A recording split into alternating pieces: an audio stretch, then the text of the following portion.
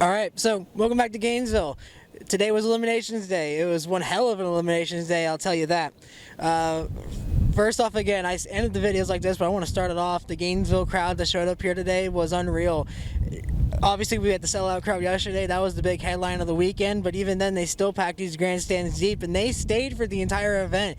I usually talk about the majority of the fans leaving after the fuel cars run, and it was a minority today. A lot of the fans stuck around to go watch these races, so that was a really big positive that I saw, that these are legit race fans that aren't just here to watch two classes run and then wander around for 2 hours. They stayed, watched Pro Stock, they watched Pro Stock Motorcycle, Pro Mod, and everything in between.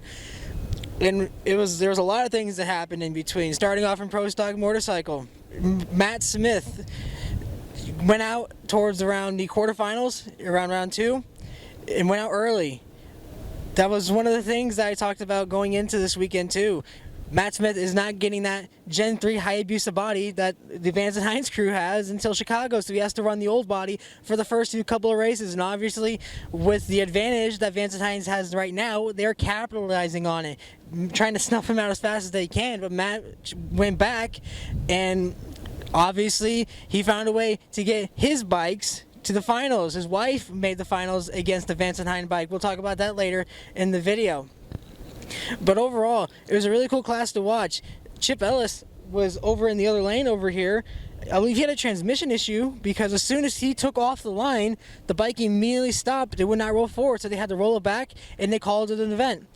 And again, I talked about it all weekend. The young blood in this class is unreal. Gage Herrera, obviously, if you haven't watched by now, he won the event overall. It's been a perfect weekend for him. #1 qualifier. He was the fastest in every session going on today, and he takes the win. He had the field covered by over 1/10 of a second, and Chase Van Sant owned most of the class as well. He had a very, very, very competitive time here this weekend. He fell to Angie Smith in the semifinals, or else he would have made the finals here in the Pro Stock Motorcycle. We would have had both Gage Herrera versus Chase Van Sant, which would have been a big headline for the series overall.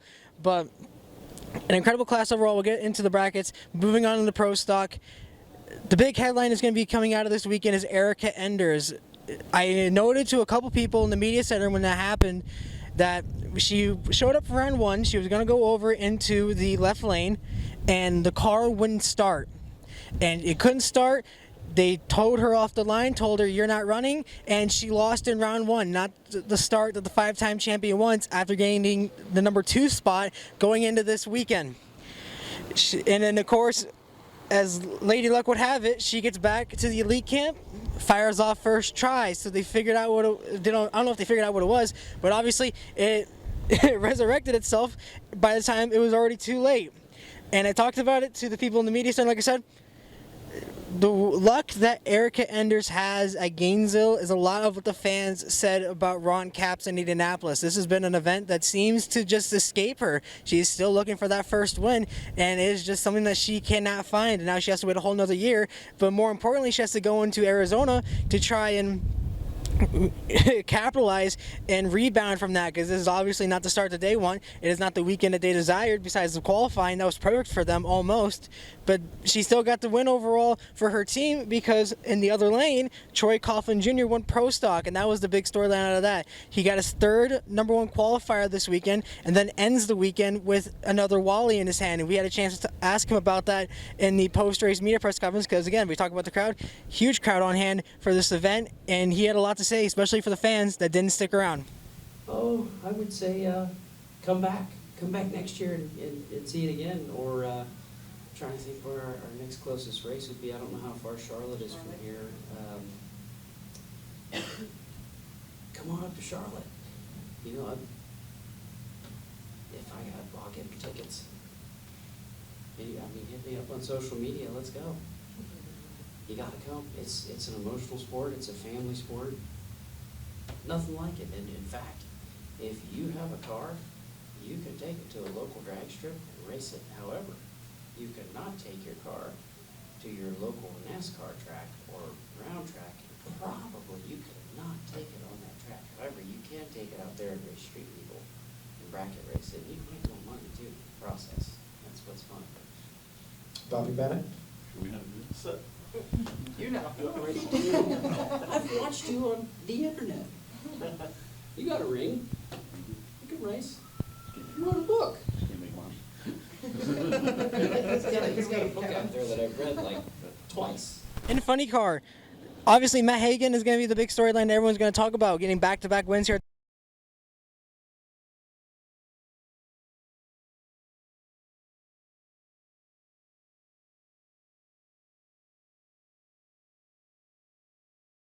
Hight was listing off blistering times. John Force was my pick to win this race, and then it started off in top fuel with Austin Prock. They had a trouble with, I believe, the throttle stop on their burnout. It didn't go the way they wanted. They pushed the car back, and then it burped fuel on some of the crew guys. So he wasn't even able to complete his run. He had to back out and watch as he loses the Gatornationals.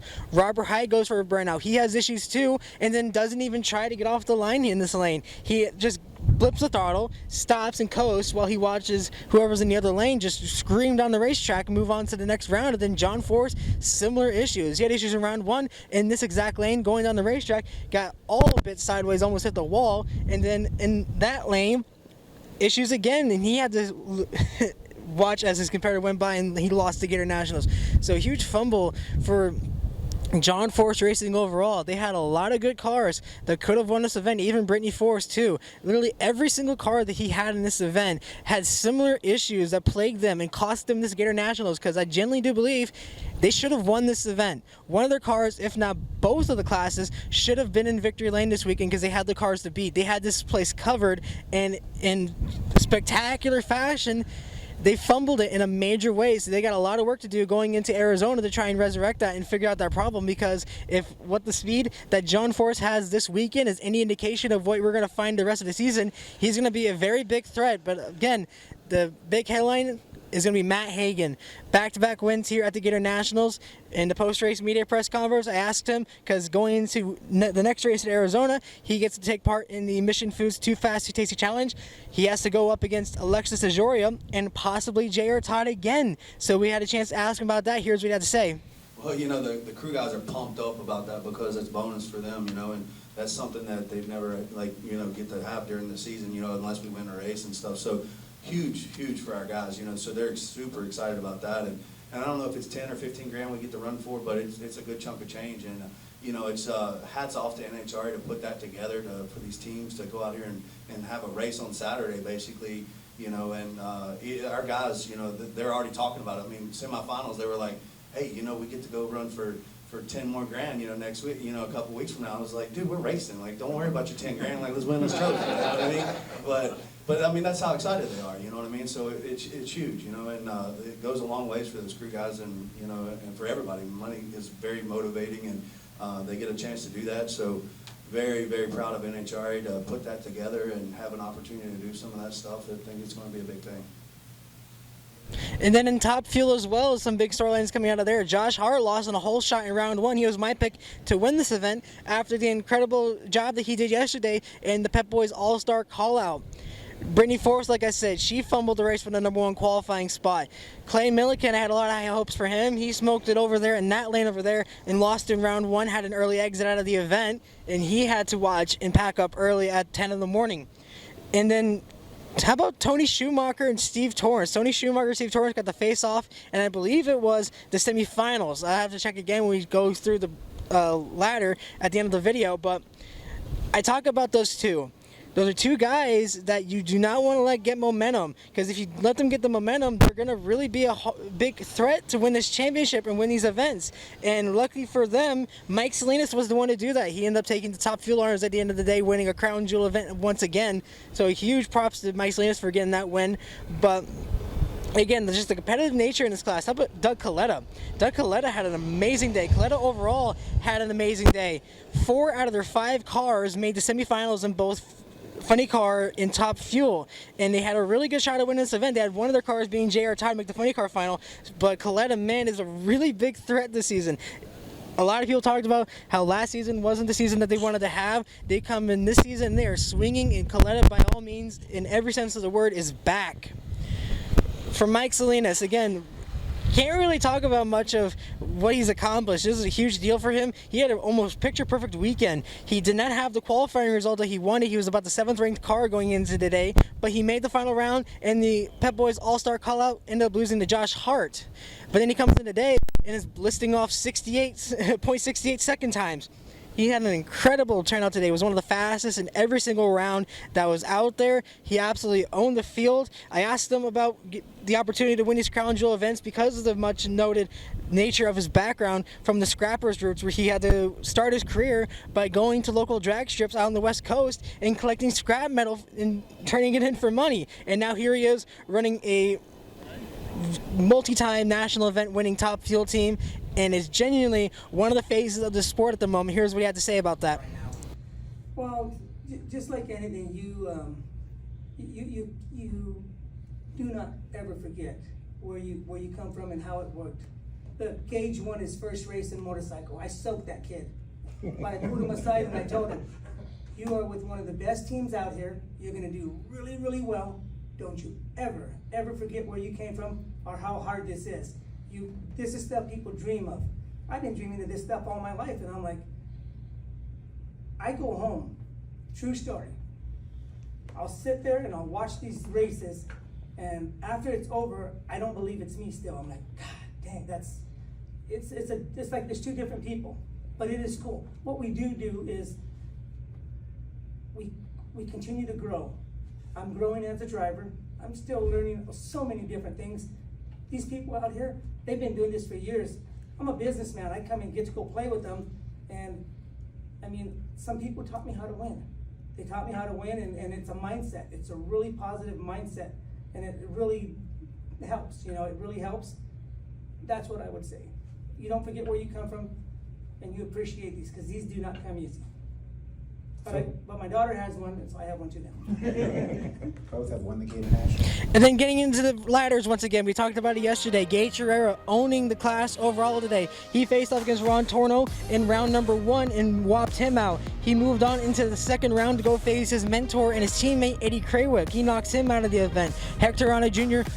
was the person that Eddie beat to get into that second round race. Matt Smith beat Kelly Klantz, loses to Gianna Evaristo, leading to a semifinal matchup of Gage Herrera versus Gianna Evaristo, which, of course, as you would know by now, Gage won.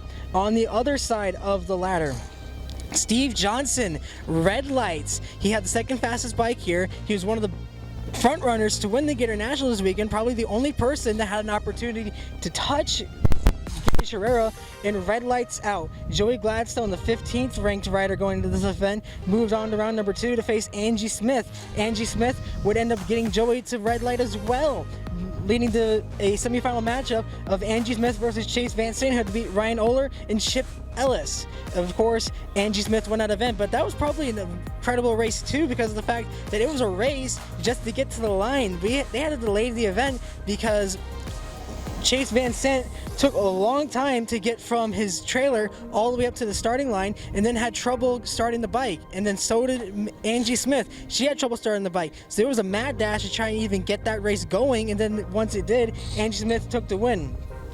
In the semifinals, like I talked about, Gage Herrera beat Gianna Evaristo, and Angie Smith beat Chase Van Sant, leading to a final round between the Matt Smith bike, the old V twin bike that Matt Smith won his championships with, versus the new Suzuki Hayabusa Gen 3 that Gage Herrera was on. And in his first start for the Vance and Heights crew, Gage Herrera wins the Gatornationals. And we had a chance to talk to him about the opportunity to win the Gatornationals. Here's what he had to say. It means the world to me, I mean, for many years, I've sat on the couch with my grandfather, my dad. My grandfather raced back in the day for the Angulas and Austins, and to be the one to continue the name and to hold this Wally, I mean, it's a dream come true. I've always wanted to race pro stock, but I really didn't see it in my future. And to be here to do this, I mean, it's really amazing. In Pro Stock, Troy Coughlin matched up in round 1 against Larry Morgan. He would beat him with a 560 to a 595. He would go on to face Derek Kramer, win with a 564, leading to a semifinal matchup against Dallas Glenn, who beat Matt Hartford in the second round. That would lead to Troy Coughlin Jr. making the semifinal round. How would he find his opponent? Well, like I said, Eric Enders had problems on the starting line, wasn't able to compete in round 1. That led Jerry Tucker in his first ever Pro Stock start to make a second round appearance. Greg Anderson knocked off Christian Quadra. He would end up beating Jerry Tucker, make it to the semis, and lose to Mason McGahey, who beat Kyle Koretsky and Fernando Quadra to make that semifinal appearance. Which again, Troy Coughlin Jr. would go on to beat Dallas Glenn. Greg Anderson would fall to Mason McGahey, which would lead to an incredible matchup between Coughlin and McGahey. McGahey looking for his first ever win on the Pro Stock. He would end up losing the event, leading to Troy Coughlin Jr. winning that event as well. In Funny Car, the guy everybody was watching was Ron Capps. He would have a round 1 matchup against Terry Haddock. Terry Haddock had a miserable weekend, plagued with issues from start to finish. Every single pass he made ended up in the 6-second range. He did not get a full pass because he couldn't even make it to half track before the car would spin. Ron Capps would go on to the second round to face Alexis DeJoria, and in this exact lane that I'm standing in would smoke the tires off the starting line. Alexis DeJoria, who was plagued with issues as well, barely had opportunities to make a full clean pass without spinning the tires, ends up running through Ron Capps, makes it to the semifinals to meet Matt Hagan, which Matt Hagan, of course, won. Matt Hagan had to go through Bob Tasker III and Tim Wilkerson to make it to that matchup.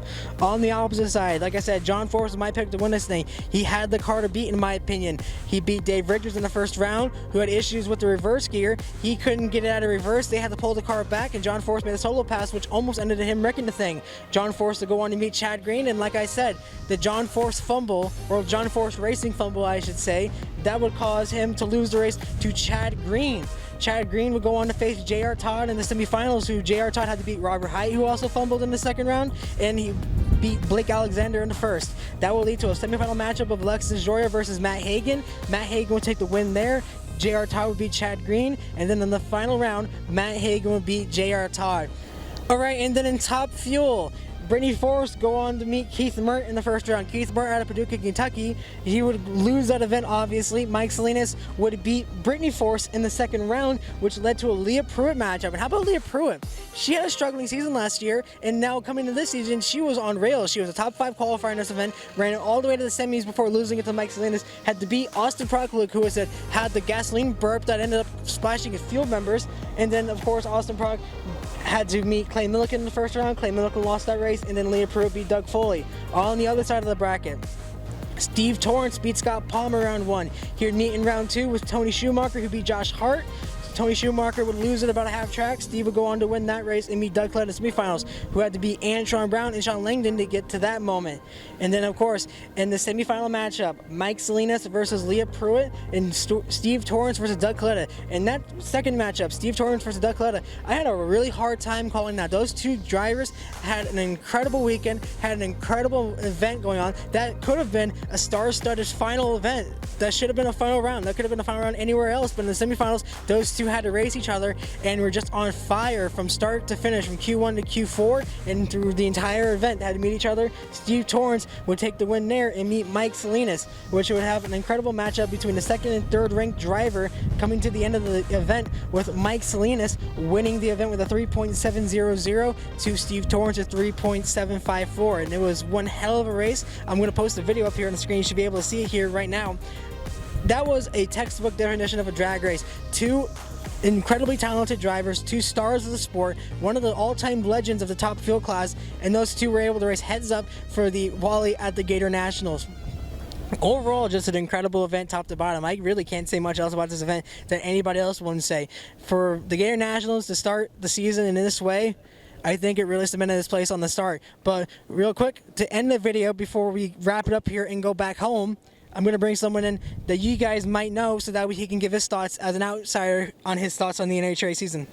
Alright, so if you don't know who this guy is, this is Kevin. He has been the cameraman that has been helping me this weekend. He's the whole reason that we're able to make this weekend possible, because of the incredible B-roll footage that you guys have been able to see. So Kevin, obviously your roots are more sports car and IndyCar based. You have some experience at NHRA events, but I've recently been dragging you out here and getting you hooked on this NHRA feeling. How has it been for you? And just to kind of describe the weekend in your own words, because you spent more time out in the paddock than I did. Well, so let me preface this with saying that, like, I've had experience with NHRA in the past. You know, going back to when I was younger, I lived 5 minutes away from Lucas Oil Raceway. It's been a slow drag for you. It's been 5 years, you know, going back to, or 6 years, 2017, of you trying to get me out here. You know, I did the U.S. Nationals with you last year, and then you got me to do my first ever, like, proper flyaway race, and it has exceeded all expectations. You know, I knew this was going to be an awesome weekend coming in. You know, anytime you're with friends and out at a racetrack, it's always going to be awesome, but, you know, it exceeded expectations beyond belief. And, you know, any pre-notions I had coming into this weekend of what could and should happen went out the window. You know, we were sitting here discussing back and forth kind of what we were anticipating after first qualifying, second qualifying. You know, obviously Q2 didn't happen, right? After Q3 and 4, and then today, you know, even when the cars were actually, you know, doing their burnouts, we didn't know what was going to happen, which, yes, that's part of NHRA. You don't know until those lights down there are flashing with a winner. But, I mean, so many big teams had so many issues today. You know, everybody had, like, oh, you know, Brittany's going to win, or, oh, John Force is going to win. And then it didn't happen because of just out of the blue things. You know, when you talk about Austin Prock having his issues, you know, yeah, okay, he had the, you know, throttle stop issue. And then when they push it back, it burps fuel out. Like, that's two major things happening in the span of a couple minutes. And you don't expect that happening. You know, I was sitting right up there in the media center watching it, and I see a PR girl and a crew guy get absolutely splattered with fuel. And that is something, that's a very scary thing, for sure. You know, and then you talk about John Force, you know, in his first round, you know, his competitor couldn't get the car out of neutral. And then he goes down the track and all of a sudden starts hopping. Like, there was just so many little things that happened during the course of this event that it proves that NHRA really is top tier racing, motorsport. Hey everyone, this is Future Me here. You might be wondering, why am I recording this? Well, it's because while we were recording this segment and Kevin was talking, our third and final camera battery died, and we didn't have any more left to replace so we could finish just part of the video. Kevin had basically said everything he was going to say after this, but I wanted to take the opportunity to finish this video off by saying thank you again to all of you guys for supporting this channel from the beginning. I know we're at 4,000 subscribers, which is a huge deal to me, and there's still a long way to go for the growth of this channel. So if you've been here since day one, I appreciate it. If you started watching me during this weekend, thanks for hopping on board. Again, if it wasn't for you guys, my channel would not have been recognized, and the NHRA would not have given me the opportunity to come out here and cover the sport. And that's also, I want to thank the NHRA as a series, the people within the media who invited me here back in Indianapolis and continue to let me come here and cover the sport, as well as people within the media center. When I went to Indy, I was awestruck by the members of the media who came up and introduced themselves to me, and who have really, I've been able to call friends in the time that I started back in Indy. But even during this weekend, the people that I have met, the drivers that I have met, and some of the personalities within the sport that I've been lucky enough to get to interact with and grow a connection with. So again, amazing series to be a part of, an incredible series to get to follow, and one that I am very happy that I get to call home for hopefully the near future. So again, thank you guys for watching this video. Thank you guys for watching everything throughout the weekend. Thank you for supporting me. Be sure to like, comment, subscribe, and share the video, as well as subscribe to the channel, so that way more people can follow along with the sport, because I genuinely do believe if this opening race is what we can expect for the rest of the season, then this is genuinely going to be one of the best forms of racing that the country has to offer this year. And if you're not watching now, you're going to regret it. I'm going to end this video off with Matt Hagan describing why fans should become an NHRA, and because I think that's probably the best takeaway anyone can have. Again, thank you guys for watching, and until then, this has been Mighty Mac, and I will see you next time. Just real quick, Tony, when he was doing his tour, basically, his big message was butts in the seat, butts in the seat. Today we had that Fox coverage leading in here, also into the NASCAR race, so a lot of NASCAR fans got a good opportunity to see him maybe for the first time. what would your message be to those motorsports fans to say, get on out here? Yeah, you know, if you think NASCAR is cool, you ain't seen nothing, you know what I mean? Like, this is unbelievable. It's the most adrenaline-driven, you know, crazy, loud, you know, break your chest kind of feeling, you know, out there. And everybody asks you, like, what's that like? You know, and when I pitch a new sponsor in a boardroom, you know, you're telling them all this cool stuff, and you got PowerPoint up, and it's cool pictures, and I'm on fire, and all this other stuff. You know, it's just like, it's hard to sell it, but when you get them out here, it's incredible. Just the experience that they have. No one yet that I know of has walked away from an NHRA event and was like, this ain't cool. Like, everybody is like, oh my gosh, you know, where do I get my tickets for next year? So, you know, like I said, if you're a NASCAR fan and you got to see some of this leading up to the race, it's worth your money to come out here and check this out. You know, put your butt in the seat and experience it, because we can't make your TV rattle and fall on the floor, but we sure can vibrate your entire body while we're here.